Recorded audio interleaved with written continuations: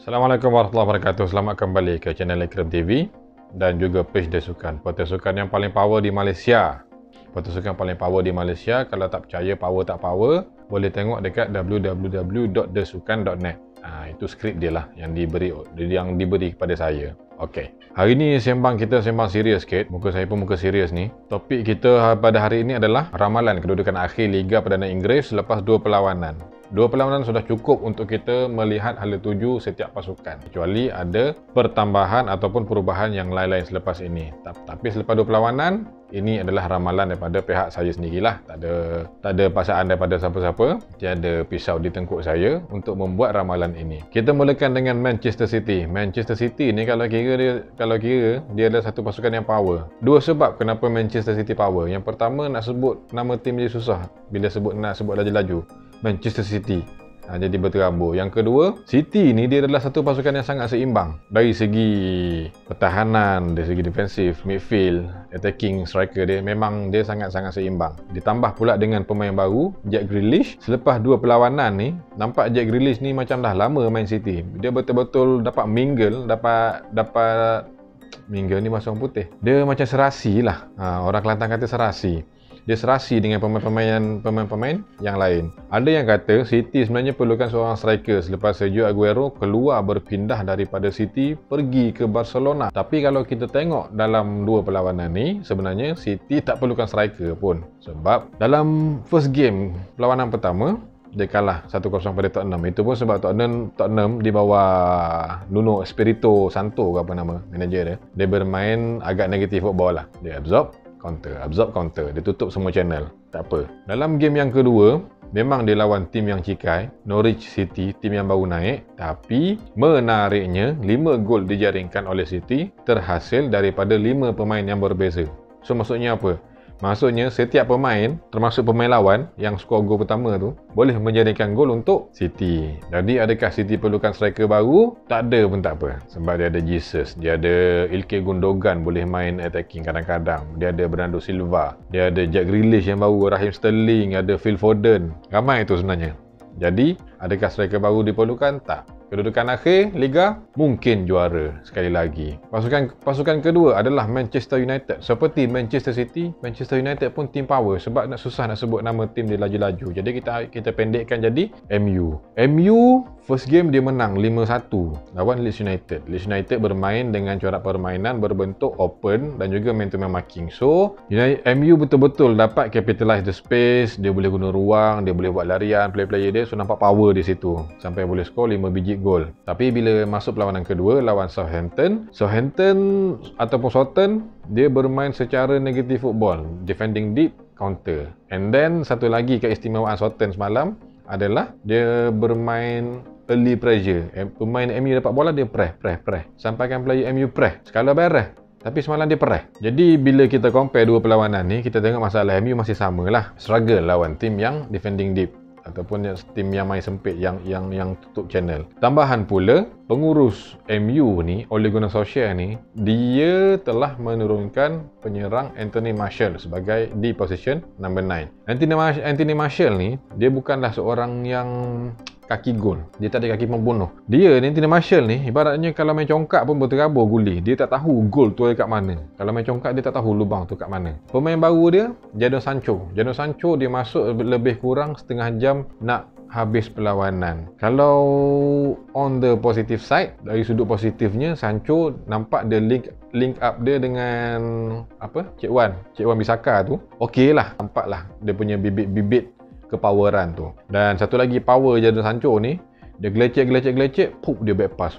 Cantik dia punya back pass tu. Jarang player boleh buat back pass macam Sancho semalam. Ramalan kedudukan Liga buat MU pada musim ini mungkin tangga ketiga atau keempat. Kalau nasib tak baik, mungkin terlepas tempat top 4. Pasukan ketiga, Liverpool selepas 2 perlawanan 5 gol, tak ada bolos, power. Kalau nak compare dengan pasukan yang lain yang berbelanja besar, Liverpool ni boleh dikatakan sebagai pasukan yang stabil walaupun dia punya owner kedekut duit nak bagi ke juga Klopp. So far yang saya tahu, Liverpool dia beli siapa je? Dia beli Konate, makan Konate. Bukan makan Konate tu player Terengganu. Ibrahim Konate. Ibrahim Konate bermain di posisi pertahanan. Itu pun Klopp khabar dia kata, lepas season lepas ada player defender ramai injured sampai Jordan Henderson terpaksa main defend. Jadi dia tak nak ambil risiko.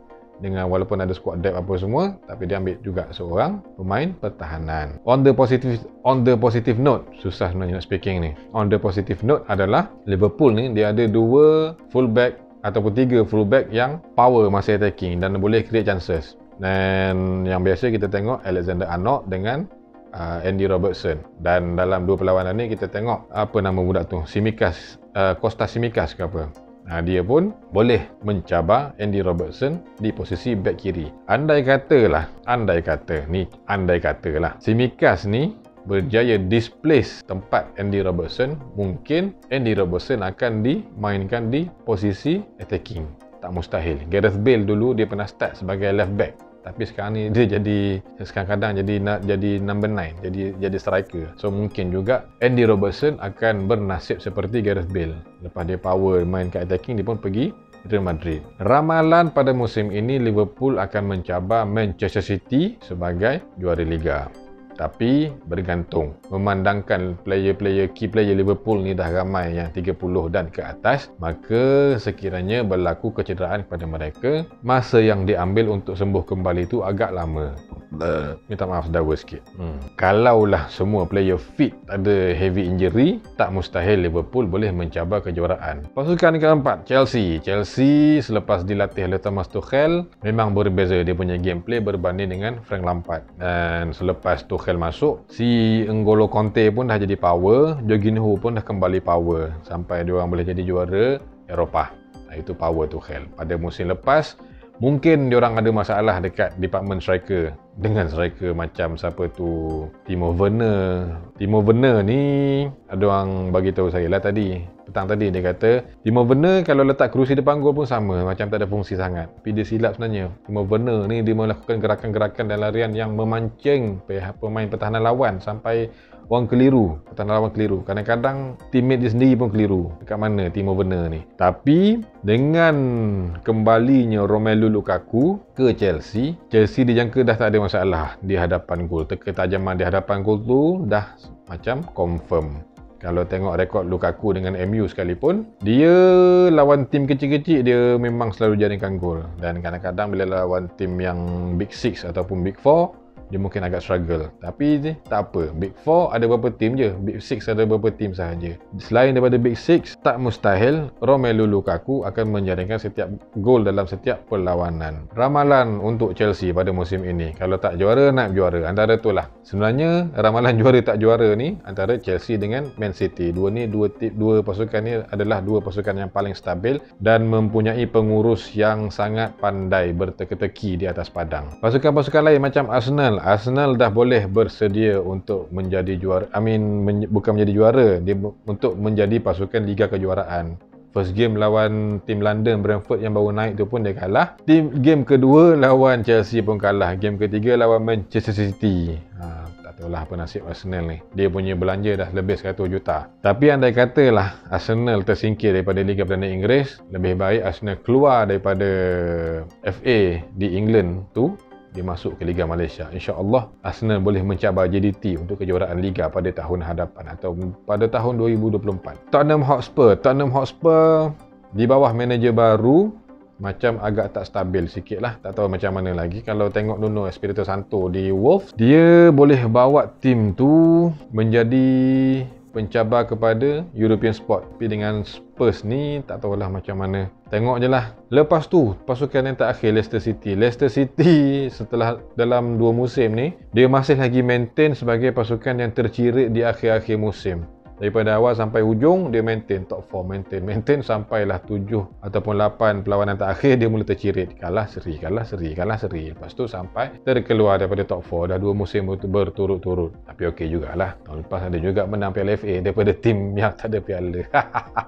Sorry, sepatutnya saya serius. Tapi itu sahajalah yang boleh saya rungkaikan. Yang kelab-kelab lain yang saya tak sebut, Everton ke, Sheffield United ke, minta maaf banyak, saya tak tahu sangat tentang tim-tim tu. Dan saya sebenarnya penyokong PSG since 1990. Dah lama dah sokong PSG. Jadi kalau korang ada pendapat lain, sila komen kat bawah. Komen yang murni-murni sahaja. Yang komen-komen yang haram-haram boleh juga, tak kisah. Komenlah apa-apa. Dan lepas tu jangan lupa subscribe. Lepas tu tekan yang tu macam loceng tu. Lepas tu korang share. Lepas tu apa lagi? Nantilah.